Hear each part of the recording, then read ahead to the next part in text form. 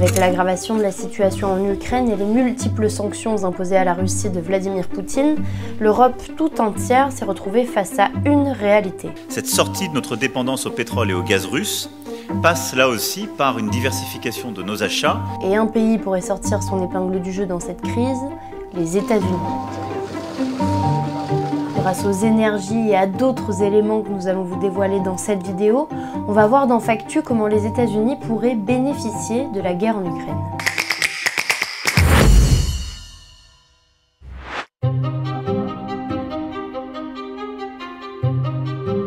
Ce graphique représente les importations en gaz de l'Europe. En 2019, le gaz russe représentait 44% du mix énergétique du continent. Parmi les nombreuses sanctions contre la Russie pour faire cesser le conflit en Ukraine, on entend réduire la dépendance au gaz russe dans le mix énergétique de l'UE. Pour répondre au manque à venir des 27, Joe Biden se place en rempart face à la Russie. 1. Helping Europe reduce its dependency on Russian gas as quickly as possible. And secondly, reducing Europe's demand for gas overall. La Commission européenne a annoncé vouloir acheter 15 milliards de gigamètres cubes de gaz naturel liquéfié, ou GNL. Un premier pas vers les États-Unis qui devrait donc à terme permettre de supprimer le gaz russe de la consommation européenne. C'est une opportunité pour, à court terme, dans l'année qui vient, dans les 2 années qui viennent, effectivement, prendre des parts de marché à l'acteur historique de la fourniture de gaz et d'hydrocarbures en Europe, c'est-à-dire la Fédération de Russie. Ça vient renforcer leur rôle et renforcer leur influence et leur prédominance qu'ils ont bien sûr au niveau diplomatique, au niveau économique et maintenant avec ce conflit énergétique. À ce stade, l'accord soulève 2 problèmes. Un premier écologique, puisque d'après cette étude publiée par Carbone 4, le GNL en provenance des États-Unis aurait un impact carbone 2,5 fois plus élevé que le gaz russe. Un deuxième de stock, étant donné que ce marché ne dépend pas exclusivement de la Maison-Blanche, mais surtout de l'industrie, et que les États-Unis sont déjà engagés auprès d'autres pays étrangers, comme en Asie. La question est surtout de savoir comment ils pourront subvenir aux besoins de tous. Le pétrole russe avait certains avantages que les nouveaux fournisseurs en termes de substitution n'ont pas encore. À mon sens, ce qui est plus important à retenir, c'est le signal. Le signal envoyé, c'est de dire à moyen et long terme, nous ne serons plus dépendants de la Russie et nous aurons d'autres fournisseurs, dont les États-Unis, qui sont un fournisseur privilégié et donc un allié également économique, diplomatique.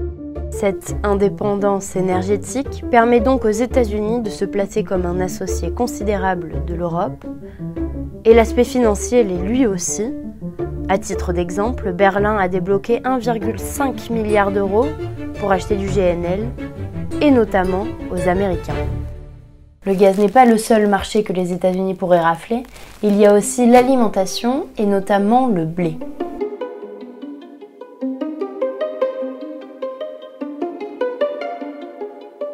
Si on se penche sur ces chiffres, on constate que la Russie et l'Ukraine se placent respectivement à la 1re et à la 5e place du classement mondial. Encore une fois, avec les sanctions imposées à la Russie et la guerre qui fait rage en Ukraine, le prix du blé a augmenté de façon exponentielle, faisant passer son prix de 200 € la tonne en avril 2021 à 400 € la tonne aujourd'hui. Une aubaine pour les Américains, comme souligné par ce rapport de l'USDA, le département de l'agriculture des États-Unis. La demande de l'Union européenne est également en hausse, car le continent n'est pas en mesure de s'approvisionner en importation en provenance d'Ukraine. Et seuls les États-Unis, 2e dans le classement des exportations mondiales de blé, pourront majoritairement y répondre.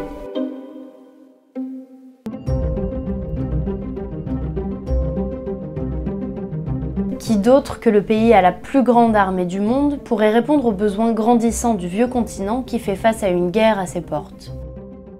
Une remarque qui a également été analysée par Olaf Scholz.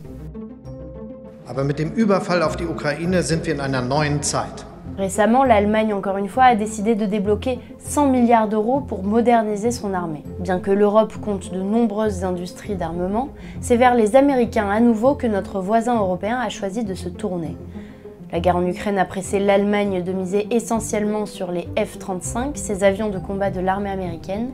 La conscience stratégique européenne s'est réveillée, ça c'est un point très positif, et les vieux réflexes otaniens de fourniture d'armement auprès des États-Unis se sont réveillés.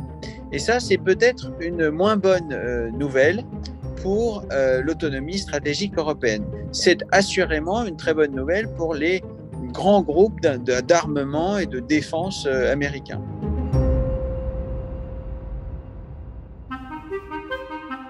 Sur l'aspect financier, Washington aura donc saisi l'opportunité stratégique qui s'est offerte à elle suite au conflit russo-ukrainien. Mais vous l'aurez compris, ce n'est pas le seul avantage qu'ont acquis les États-Unis, pour qui cette crise leur permettra également d'élargir et surtout confirmer leur puissance. À courte échéance, bien sûr que l'influence des États-Unis sera renforcée à tout point de vue en Europe occidentale et en Europe orientale. Mais à plus longue échéance, les États-Unis ne seront pas nécessairement les principaux gagnants de ce changement dans les relations internationales en Europe. Les Européens sont lents, mais quand ils construisent de façon solide et durable.